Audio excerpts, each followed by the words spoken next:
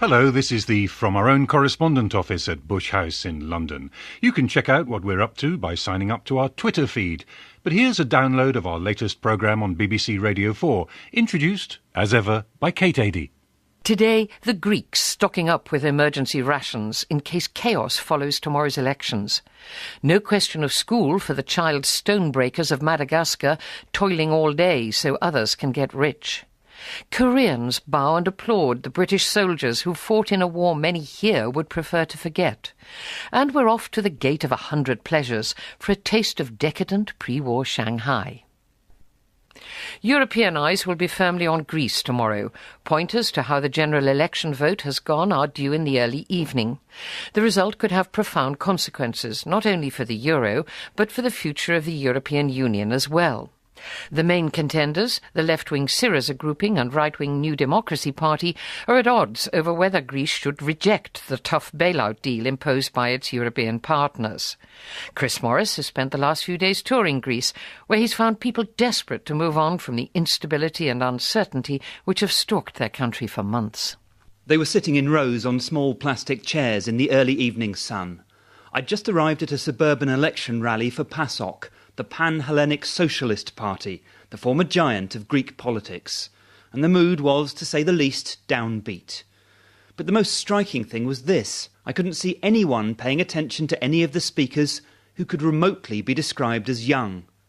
This is a generational election in Greece. One pollster told me that if no one over the age of 65 voted, the radical left-wing party Syriza would win an absolute majority.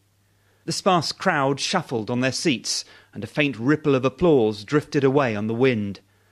And then that mood began to change. A man walking past began to shout slogans. "You're all thieves," he yelled. "You've stolen everything." A few local youths joined in, more for a laugh than anything else. Let's all heckle the old guys. A brief scuffle broke out as some PASOK supporters tried to usher the protester away. One local party official was standing near me when a young man ran up behind him and hit him really hard on the side of the head. A single punch. He looked round, more shocked than angry. The expression on his face? This isn't supposed to happen. But these are volatile times in Greece. Huge amounts of cash have been withdrawn from the banks. Rumours abound of pharmacists running out of drugs and ministries running out of money. In a country which spent more than it earned for years, politics is polarised, and when the centre cannot hold, things fall apart. Pensions have been cut, benefits have been cut, and some people who still have jobs haven't been paid for months. The economy is moving backwards, and the psychological pressure is palpable. I went to meet Sissi Karavia, author of a blog called Hard Day. She was at a dance rehearsal. "We dance our problems away," she said. "That's our motto." When we first met a year ago, she talked of people stealing from supermarkets because their salaries had been cut, and of parents having to pay to get the school toilets cleaned. So what's changed? "We have even less money," she said, "and we're even more tired. We've got used to living with less, but many of my friends are stocking up on food in case the worst happens." And what is the worst thing that could happen? Well, in a word, and it is a Greek one, chaos. Most people still fear leaving the euro, the prospect of soaring inflation and unemployment, the end of the European dream. A minority ask what could be worse than what we have now, rip it up and start again. Everyone is looking for a better way, which explains the extraordinary rise of the radical left in the form of Syriza and its young leader Alexis Tsipras. He's promising the Holy Grail: stay in the euro, but take away the most acute pain, a complete renegotiation of the austerity-driven bailout regime. His opponents say his plans are a pipe dream, that he'll turn Greece into an economic wasteland. A few days ago I watched him walk onto a small stage in the northern town of Kavala, flanked on one side by a statue commemorating the struggle of tobacco workers, and on the other by a branch of Marks and Spencer's. It seemed oddly appropriate. "This is a peaceful revolution," he declared, "a revolution of the people." By the end of the week he was addressing a much larger crowd in the centre of Athens, and for the first time at a political rally here, I saw people actually looking enthusiastic. It doesn't mean Syriza will win, but it does mean the message is inspiring a little bit of hope instead of an awful lot of fear for the future. But how do you pay for hope? In a globalised world, in a time of economic crisis, it doesn't come for free. So the main alternative to Syriza, the centre-right party New Democracy, is frantically trying to repackage itself as a safe pair of hands, softening the bailout but not abandoning it entirely. At an outdoor concert in an Athens suburb, it's an easy target. You're not new, sings a political satirist, and you're not democratic either. The crowd laugh and applaud and listen to the music and wonder how to vote. We need music, it's in our blood, says a woman in the audience, sitting with her daughter. And we're a complex people, hard to understand.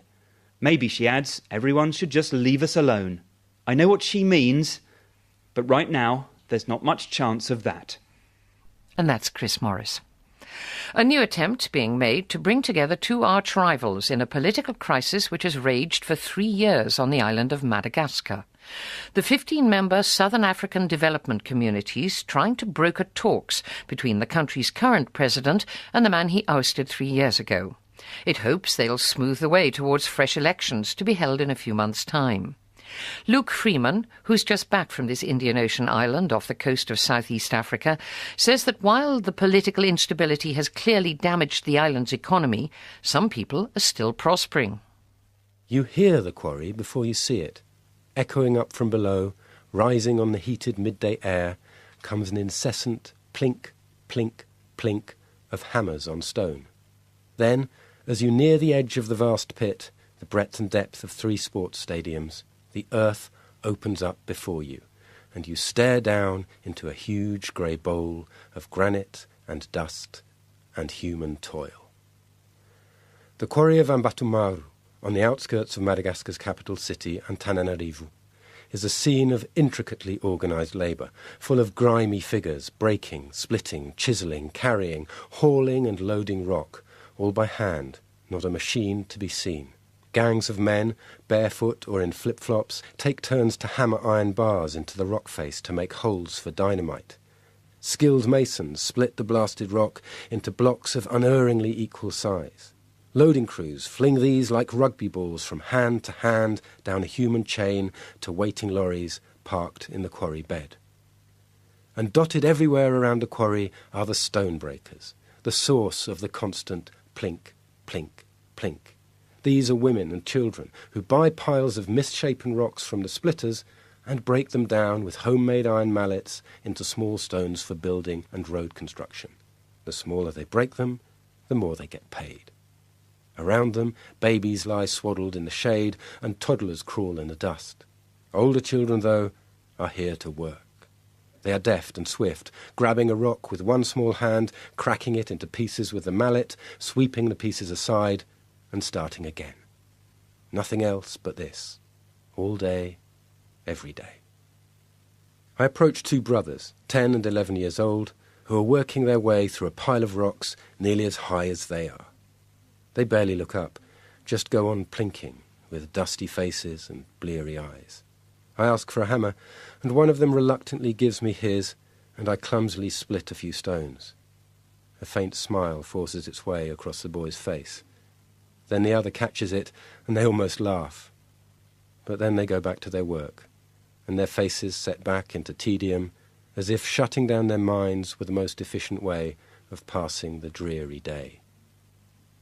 Like their father before them, these 2 boys have worked here since they were 8.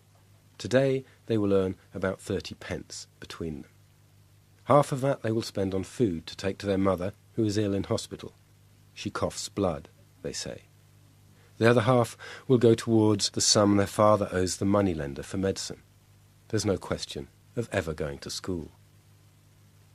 If you follow the groaning, overladen trucks out of the quarry, they take you to the construction site whose appetite for granite keeps these children in work. Here, a completely different Madagascar is emerging.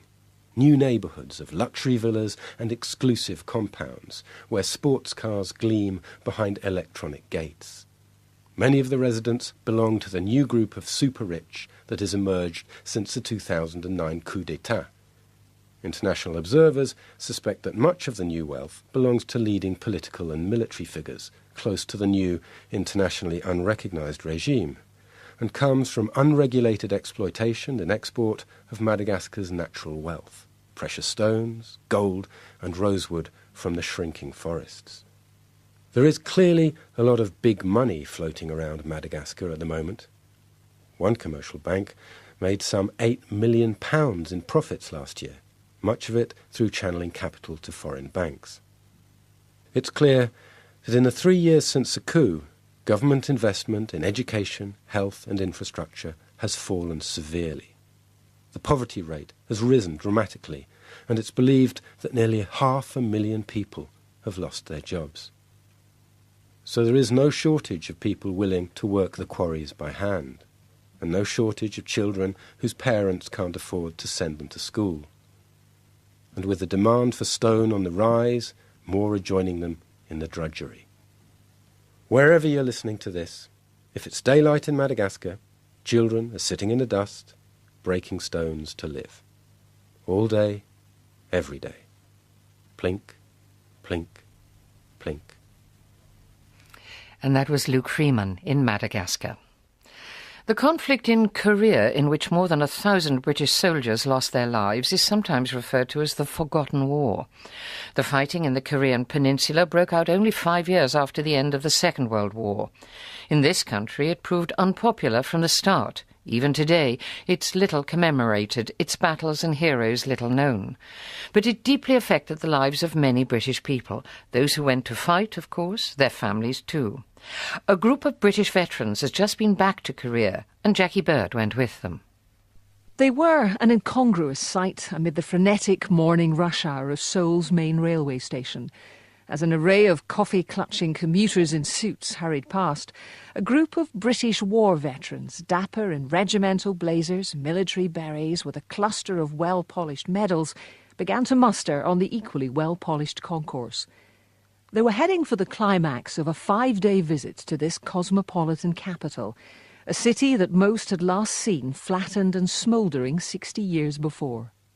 But as the group of veterans, some with walking sticks and a few in wheelchairs, began to make their way to the platform, something surprising happened. Station workers bowed as they passed. Staff in the kiosks and small shops stopped selling their coffees and pastries and broke into spontaneous applause. Even some of the commuters hurrying past slowed and made obvious their respect for their elderly visitors. South Korea is a 21st century economic powerhouse, and it's a grateful one.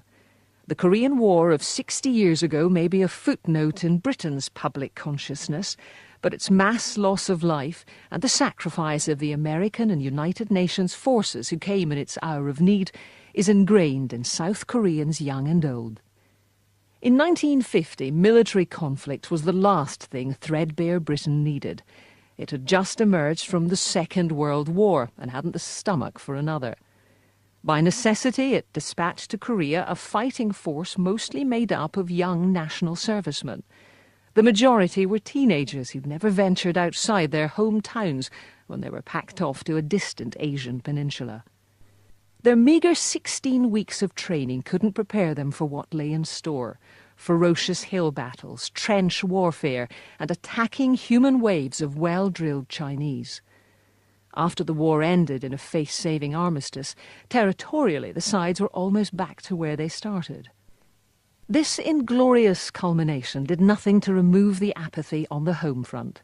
The men came home to indifference, and many have long nursed a sense of injustice. As one told me, "We were only young. We'd start to talk about our war and be told, 'Away, lad, that was nothing. I was at Dunkirk.' So we just stopped talking about it." In Korea, these ill-equipped, inexperienced young fighters had witnessed horrors beyond imagination, but had returned to a Britain that simply didn't want to know. Today's bullet train trip from Seoul to Busan in the far south of the country was a chance for the veterans to pay tribute to their fallen comrades buried in the Commonwealth Cemetery.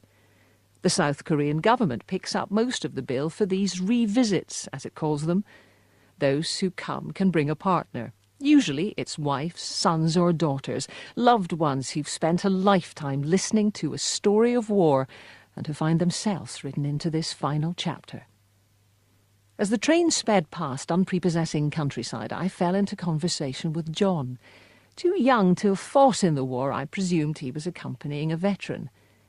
He quietly explained his quest was to find the grave of his father, who'd left for a belated national service when John was 4 years old and never came home.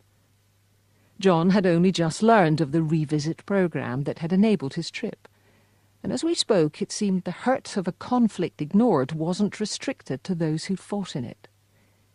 People would ask me what happened to my father, he told me. When I said he died in the Korean War, they didn't know what to say.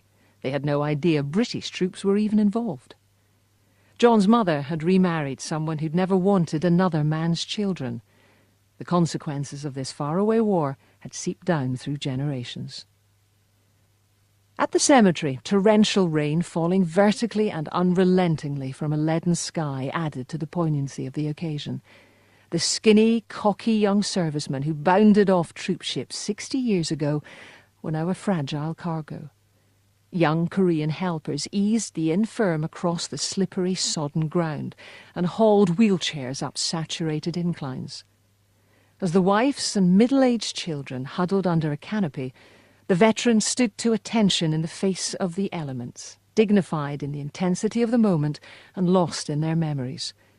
A small Korean military band played Abide With Me. As the downpour intensified and the skies grew darker, old men must have been chilled, but they never complained. As they were given time to roam the cemetery with its hundreds of small Union flags and A4-sized plaques marking each grave, they found their former friends, and they knew they were the lucky ones. They'd come home. I last saw John, alone, upset, and kneeling by the grave of the father he never knew, killed in a war we forgot to remember. That was Jackie Bird with the veterans in South Korea. Many fine words were spoken in Cuba this week at the funeral of Teófilo Stevenson. He was the Olympic gold medalist whose principles led him to turn down the chance of earning millions in a fight against Muhammad Ali. "What is $1 million," he famously said, "compared to the love of my people?" His death came as the Cuban athletes bound for this year's Olympics were winding up their training and preparing to fly to London for the Games, which start next month. Sarah Rainsford is in Havana, where there's been much discreet speculation about whether the current crop of boxers and runners will display the same revolutionary zeal which drove Stevenson all those years ago. As I stepped out of the lift into the funeral parlour, the noise hit me. The room was full of family, friends and fans of Teófilo Stevenson, and everyone seemed to be speaking at once. He was Cuba's greatest boxer, once its most famous figure after Castro, and huge numbers of people had come to remember him. Fellow Olympic champions, many in their tracksuits, jostled alongside everyone else. Stevenson's open coffin stood in a side room, draped in the national flag, red boxing gloves resting on top. The crowd filed in slowly, taking it in turns to stand alongside in an honour guard. The boxer was just 60 when he died, and I saw a few people wiping away quiet tears, but most seemed there less to mourn than to commemorate a sporting legend. Teófilo Stevenson brought home 3 consecutive Olympic gold medals for Cuba in the 1970s and 1980, a poster boy for the communist sports system. With a destructive right hand, he was unrivalled in the amateur ring for many years, a world champion several times over. But when he turned down millions of dollars to fight Muhammad Ali, he also became a powerful symbol of loyalty to Cuba's revolution. The fight with Ali would have been a fantasy clash between the 2 greatest heavyweights of their generation. But Fidel Castro had banned professional sport as corrupting. Stevenson would have had to defect, and he claimed the affection of millions of Cubans was more important. As a champion, Teófilo was the greatest, an example to all of us. Stevenson's protégé and a retired heavyweight himself, Felix Savon, told me when I spotted him towering above the funeral crowd. When he stopped fighting, he taught me his tricks, and they were the secret of my success, Savon said. He went on to match his mentor with 3 Olympic gold medals of his own. I never got the chance to meet Teófilo Stevenson, but Savon's own story has many parallels. Both boxers were plucked from humble backgrounds and honed into top athletes. And, like Stevenson, Savon could have gone on to make a fortune. In a recent interview, he told me he was offered $5 million to fight Mike Tyson, the best professional heavyweight of his own generation. That fee was later doubled, he said. Sitting in his modest, pink-painted bungalow with a broken-down larder in the garage, a small state pension and 5 children, I wondered how on earth he'd resisted. We fought for an ideal, to defend our country, Savon explained proudly, recalling the years when professional boxing promoters were buzzing round him. But then he added, I'm not my own master. I'd have had to abandon my country and my family to fight Tyson. And you can't be happy like that, not for all the money in the world. Instead, Savon fought on for Cuba. A small room in his home is testament to his achievements, its cabinets full of trophies, silk boxing robes and battered gloves. 2 of his 3 Olympic golds are draped casually over a wooden bust of the boxer on a shelf. But when I asked him which item he treasures most, Savon immediately pointed to the badly framed prints on his wall. My 27 photographs with Fidel Castro, he said, patting me, I assume he thought gently, on my arm as he spoke. Castro's tributes to Teofilo Stevenson appeared in Granma, the Communist Party newspaper. No other amateur boxer in history shone so brightly, Castro declared, hailing Stevenson's talent first, then his loyalty. And so it was the patriot and the true Olympian, as well as the maestro, that the crowd stood and applauded here as Stevenson was driven through the streets of Havana this week for one last time. As his coffin was lowered into the grave, a woman broke into the national anthem, and it quickly rippled through the crowd. He was always an inspiration here, and he'll be even more so now, the retired athlete Alberto Juan Torrena told me, contemplating the future of Cuban sport and this summer's Olympics as he bid farewell to a legend. Teofilo Stevenson will always be in the heart of the Cuban people. He will never be erased, Juan Torrena said, as the funeral crowd began to drift away, leaving the boxer's grave heaped with fresh flowers. Sarah Rainsford in Havana. After 2 decades of frenzied demolition, many of the remaining buildings of the Art Deco Shanghai have been revamped and restored. The area, which used to be known as the French Concession, has become a chic, manicured district of boutiques and bars, while the stately stone architecture of the Bund has been returned to its former glory. But Fuchsia Dunlop says there's one place that stands out as a symbol of the city's polyglot glamour in the 1930s, between the 2 world wars, and she's been there for a night out. 到百乐门, take me to the gate of 100 pleasures, I ordered the taxi driver, and we sped off through the cool Shanghai night. At a crossroads near the Jing'an Temple, coloured lights pulsed up the facade of a grand Art Deco building. The name of the Paramount Dance Hall, Bai Le Men, or Gate of 100 Pleasures in Chinese, blazed over the door in red neon lights. I paid the driver and rode the lift up to the 4th floor, where I took off my coat and slipped on my dancing shoes. I'd been intrigued by the idea of visiting the Paramount for years.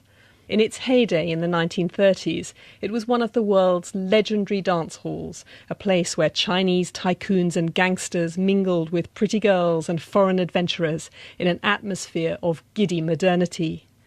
Barely a decade before that, the idea of men and women dancing together had been scandalous, but Western-style social dancing had taken Shanghai by storm, and this was the smartest ballroom in town. Of course, like the rest of Shanghai's decadent pre-revolutionary past, the old dancing scene disappeared after the communist victory in the Chinese Civil War. In 1956, the Paramount closed, later to be turned into a cinema for revolutionary films. By 1990, the building itself was crumbling, and falling masonry killed a passing pedestrian. But then a Taiwanese businessman, Zhao Shichong, came to the rescue with a multi-million-pound refurbishment, and the Paramount's famous cantilevered floor sprang into life once again. Occasionally in China, when I've passed one of the open spaces where retired people gather in the evenings to dance, I've lingered for a while and joined in for a waltz or a quick-step. But dancing at the Paramount is a more formal affair. You can't just drop in and hope that someone will ask you to dance. Instead, you have to bring your own partner or hire one for the night.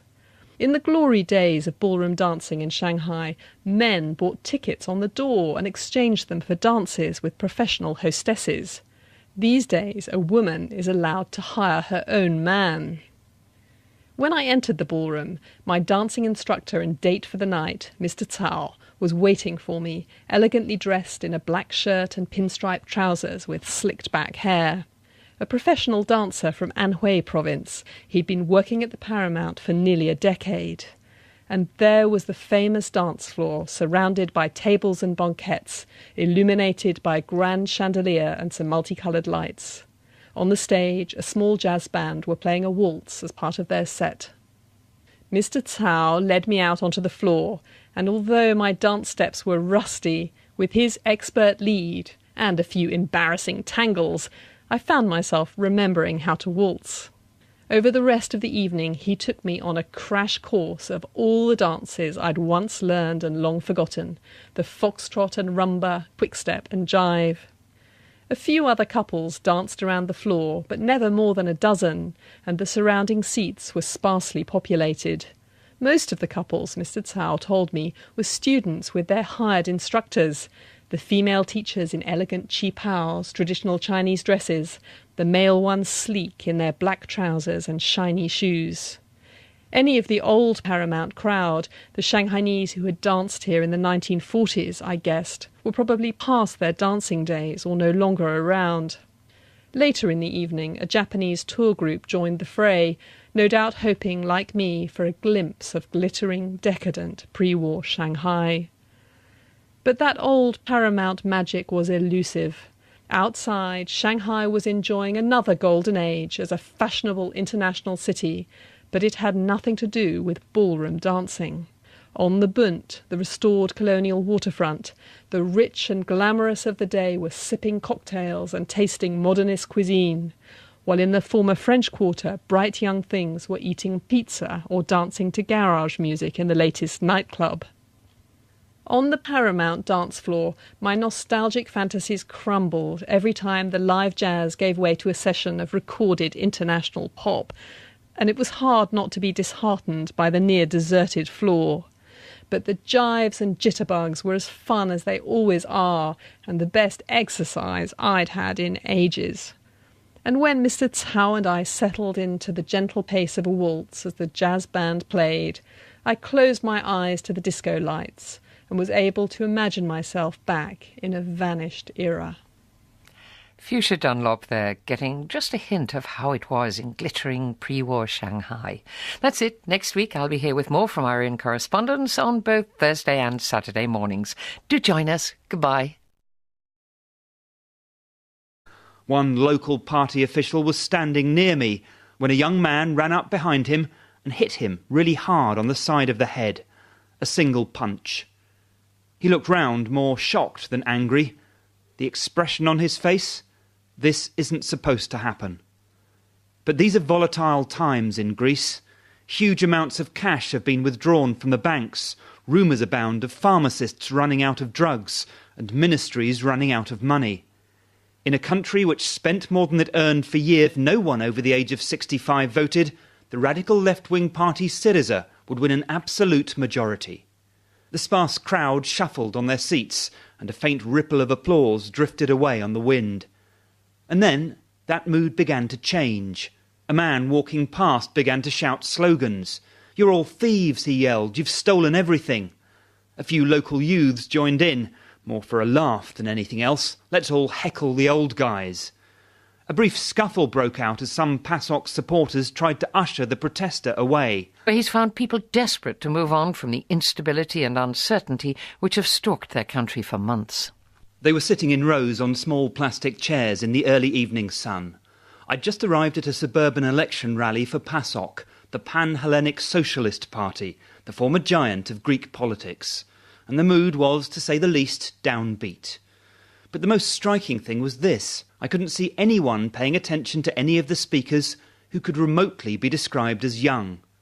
This is a generational election in Greece, One pollster told me that to the gate of 100 pleasures for a taste of decadent pre-war Shanghai.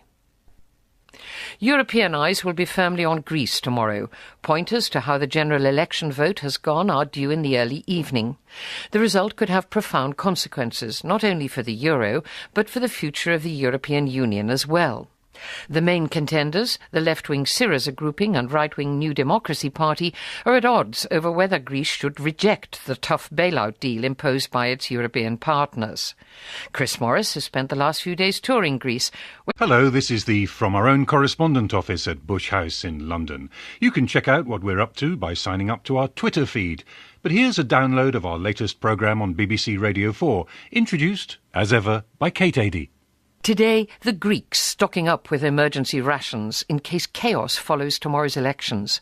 No question of school for the child stonebreakers of Madagascar, toiling all day so others can get rich. Koreans bow and applaud the British soldiers who fought in a war many here would prefer to forget. And we're off